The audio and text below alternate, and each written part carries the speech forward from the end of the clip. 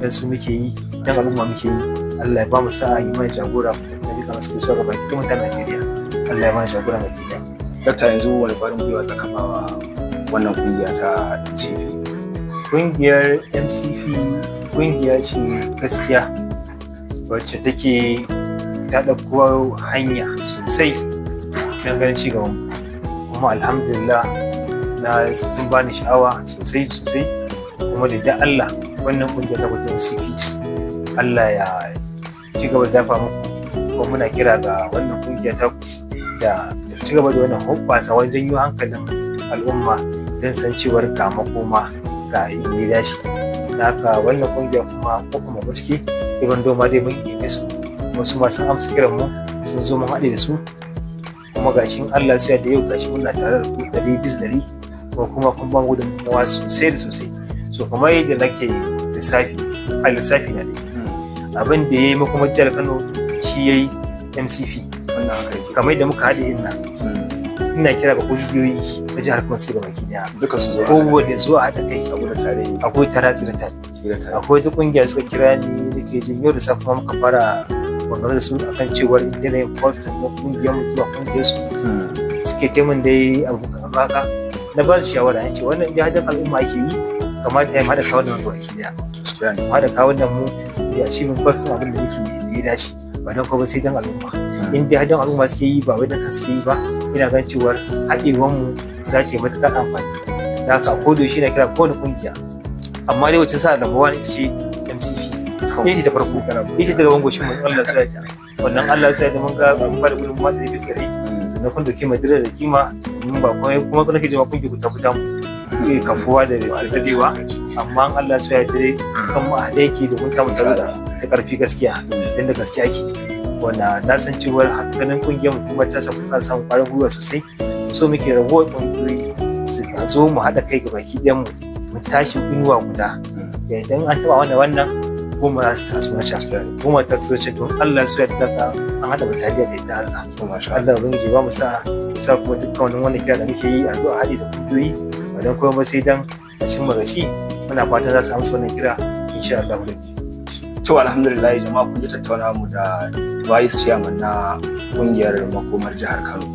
So kun ji dai yanda Vice Chairman ya yi magana masu muhimmanci, ya ja hankali sosai, ya aika sako mai matukar zafi fadar shugaban kasa da kuma fadar masarautunmu na gargajiya na kasa da na arewaci da kuma na jihar Kano. Muna fatan waɗanda duk suka ji an mentioning na damuwarsu, kuskurensu a ƙasa, za su yi ƙoƙari su gyara ba tare da an kama sunansu ko kuma wani abu makamancin wannan ba. Muna nan muna zaune ne ba don komai ba sai don mu yi tunanin da ya dace.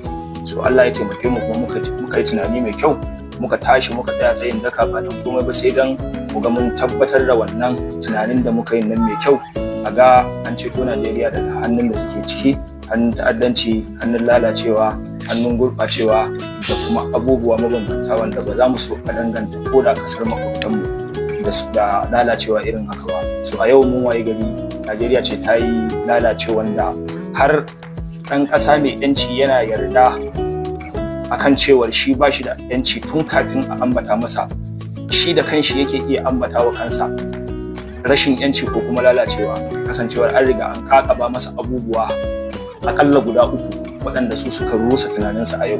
Akalla abu na farko wanda aka kakaba wa ɗan Najeriya shine jahilci. Tunda ɗan Najeriya ya zama jahili, to zai zama duk abin da aka kawo in dai na harkar ilimi ne da tunani babu shi a kai.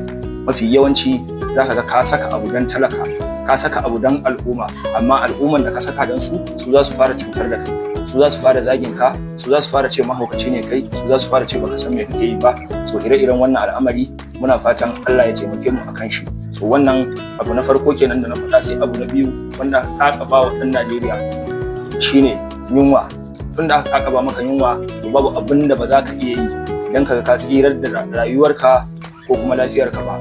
Babu shakka wanda yake jin yunwa zai iya yin abun da mara hankali zai iya yi, domin shi ma ba shi da hankalin a daidai wannan lokacin. So da suka kakaba mana talauci, sai yunwa ta riske mu, sai ya zama suna yin amfani da waɗannan abubuwa guda biyu su kaga mana rashin zaman lafiya. Tunda aka kaga mana waɗannan abubuwa guda guda uku, da yunwa, da jahilci, da kuma rashin zaman lafiya, rashin tsaro, to shikenan sai ƙasa ta zama da kanta take lalacewa ba tare da sun sa hannu sun lalata ta ba. So wannan al'amari ne mai girma wanda duk ɗan ƙasa ya kamata ya ankara. Babu wani wanda Allah ya halicce shi ya turo shi duniya ba tare da wani cikakkiyar ma'anar zuwansa duniya ba. Amma a yau 'yan ƙasarmu suna ɗauka cewar su kara zube ne kawai, dan haka aka yi su zo su ci abincin bai samu ba, to su sun yarda su rayu a kaskance. Duk da hakan abin da suke tsammanin shi ya kawo su shine cin abinci da kwanciyar hankali da kwanciya, su zauna lafiya, su ci mai kyau, su sha mai kyau. Wannan din ma bai samu ba, amma ba su iya yin tunanin ta yaya za su dawo da wannan abin da shine tunanin su ba. Tunda yau ɗan ƙasa bai ma san ta yaya zai iya dawo da kwanciyar hankalin ƙasarsa, ko kuma ya dawo da tattalin arzikin ƙasarsa, ko kuma ilimi, ko kuma lafiya ba. Saboda haka abubuwa da dama sun shigo cikin rayuwarmu wanda a yau su ne suka dama mana rayuwa. So da wannan ne wannan kungiya ta MCP ta yi tattaki ta ziyarci kungiyar nan mai girma wato makomar jihar Kano, wanda ta hada da Dr. Ustaz Musa Vice Chairman da kuma shi Chairman Abubakar Sadiq.